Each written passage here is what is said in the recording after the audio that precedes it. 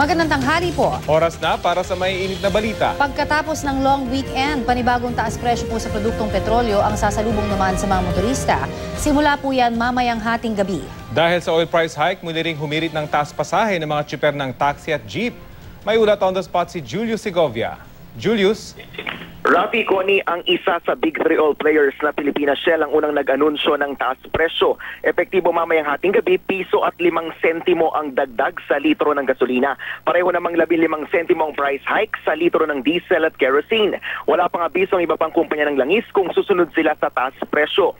Pero sa karanasan, sabay-sabay naman kung magpatupad ng price adjustments ang mga oil company. Kaya maraming motorista ang naghahabol ng magpakarga bago pa abutan ng OPH. Umaaray ang ilang taxi driver na gasolina ang panggatong. Naglalaro na kasi sa pagitan ng 45 hanggang 47 pesos ang litro ng gasolina. Kaya panawagan nila ibalik na sa 40 pesos ang plug down rate sa mga taxi.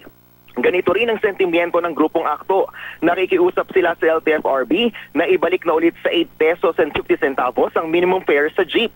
Lalo't sabi ni Energy Secretary Jericho Petilla noong isang buwan, baka hanggang Setyembre pa tumagalang serye ng OPH. Nag-stabilize pa raw kasi ang presyo ng krudo sa world market. Magugunitang bumagsak ng husto ang world crude price noong isang taon. Yan muna ang pinakasariwang balita mula sa Quezon City. Balik sa iyo, Rafi. Maraming salamat, Julius Segovia.